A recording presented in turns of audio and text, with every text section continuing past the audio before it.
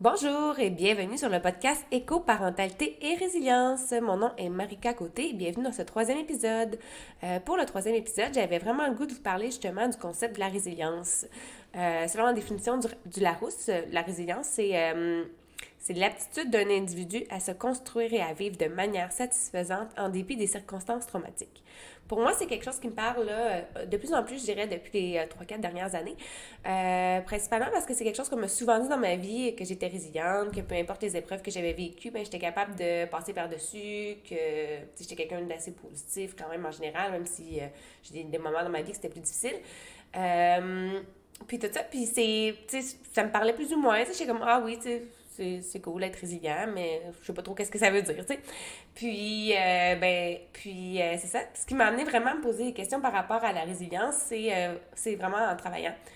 Comme infirmière, tu sais, premièrement, au niveau des communautés autochtones, je dirais, quand que je suis partie dans le Nord, puis tout ça. Puis également, dans mes voyages que j'avais fait avant, là, les stages que j'ai fait en Afrique ou mon premier voyage au Pérou, c'est sûr que ça m'avait un peu ouvert un petit peu aux conditions de vie différentes, je veux dire, de celles que j'avais connues. Puis qu'il y avait des gens qui s'en sortaient bien, malgré le fait que ça avait été, il y avait des conditions de vie très, très difficiles.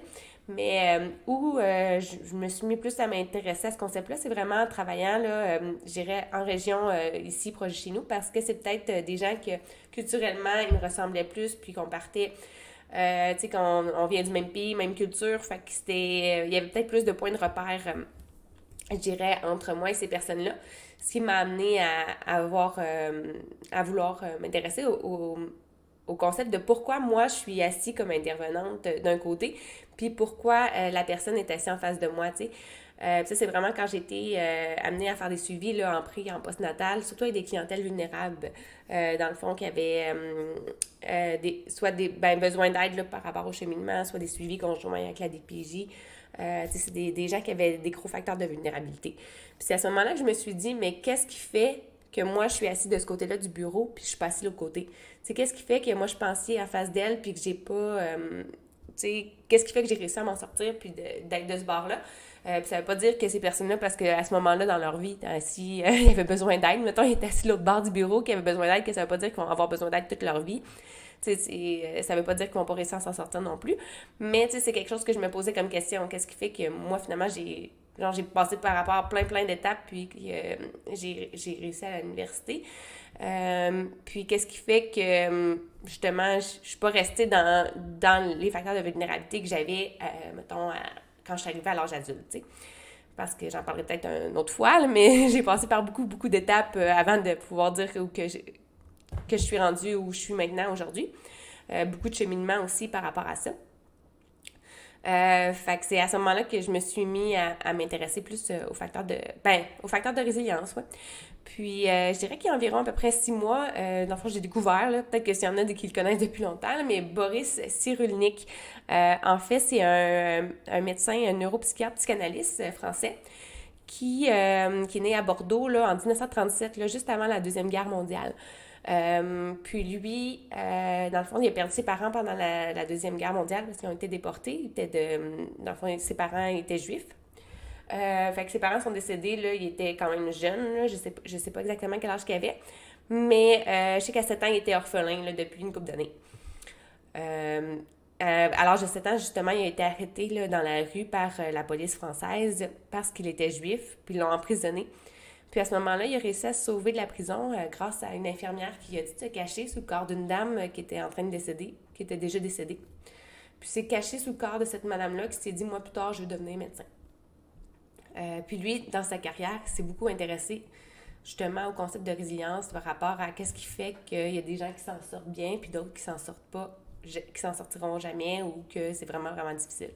Puis en gros, ce qu'il dit, c'est que tout se joue dans l'enfance, là, ben, comme dans la petite enfance, dans le 0-5 ans. Puis, si les enfants ont réussi à acquérir des facteurs de résilience, là, c'est des parents aimants, des parents qui sont présents, qui sont à l'écoute, qui sont là. Pour eux, ben, à l'âge adulte, ils vont être capables de surmonter des épreuves parce qu'ils vont acquérir des facteurs de résilience. Tandis que si, au contraire, si pendant la petite enfance, ils acquièrent majoritairement des facteurs de vulnérabilité, ben, à l'âge adulte, ça va être très, très difficile pour eux de pouvoir passer par-dessus des épreuves parce qu'ils n'auront pas les mécanismes pour être capables de le faire. Puis dans les facteurs de vulnérabilité, ben justement, l'isolement, la violence, au niveau de la famille, etc., ben des périodes traumatiques, des agressions, etc.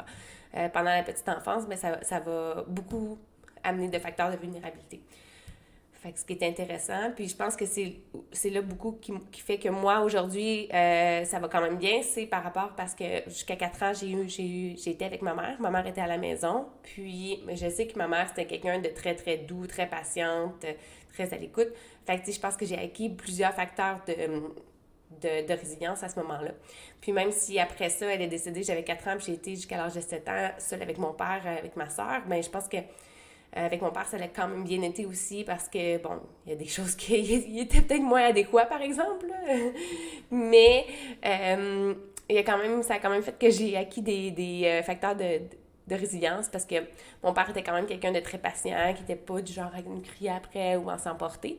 Ça fait que je pense que même si après, ça a été plus difficile les 7 années qui ont suivi jusqu'à 14 ans, où là, c'était plus, dans le fond, de la violence verbale, etc., du dénigrement, ben j'avais quand même réussi à acquérir des facteurs de résilience plus jeunes. Puis ça fait qu'à l'adolescence, ben en allant en famille d'accueil, ça m'a aidé parce que j'ai pu retrouver un petit peu ces facteurs de résilience-là, qui ont fait qu'ils m'ont amené à cheminer, puis à pouvoir peut-être passer par-dessus ces épreuves-là pour les prendre, pour être plus forte, puis les prendre à mon avantage au lieu de mon inconvénient, je dirais. Fait qu'en gros, c'est ça que j'avais le goût de vous parler. Puis, il y a aussi un livre que j'ai vraiment aimé. Dans le fond, c'est un livre que Oprah Winfrey elle a écrit en conjointement avec un docteur, le docteur Perry, puis qui est un médecin là aussi, qui travaillait auprès des clientèles jeunes très vulnérables là, au niveau des services sociaux aux États-Unis. Puis Oprah Winfrey, je sais pas si vous la connaissez aussi, là, tout le monde a un peu connaît son histoire. Elle a eu quand même une enfance très, très difficile. Je sais pas si un jour vous allez lire sa biographie, mais c'est vraiment intéressant.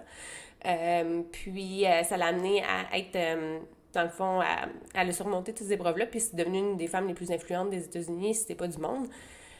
Puis enfin, avec ce médecin-là, c'est le livre Que vous est-il arrivé? Elle parle, dans le fond, il discute de tous les facteurs de vulnérabilité qui peuvent arriver dans l'enfance, puis justement, qu'est-ce qui fait qu'il y a des enfants qui vont être plus résilients que d'autres.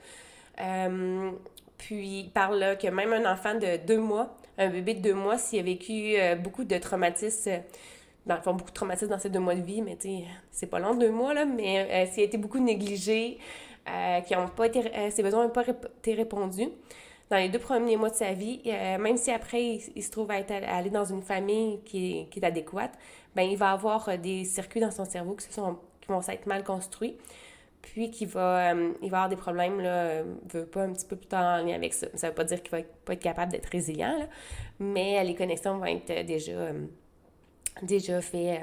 Ben, les connexions vont déjà avoir été mal faites, même si c'est juste les 2 premiers mois de sa vie. Donc, c'est un petit peu ça qui clôt aujourd'hui mon épisode sur la résilience. J'espère que vous avez apprécié. Gênez-vous pas pour venir me parler là, en privé ou sur les réseaux sociaux. Vous pouvez toujours partager l'épisode si le cœur vous en dit. Puis sinon, vous pouvez toujours mettre une note là, sur Spotify ou votre application de podcast préférée. Merci et bonne journée. À la prochaine.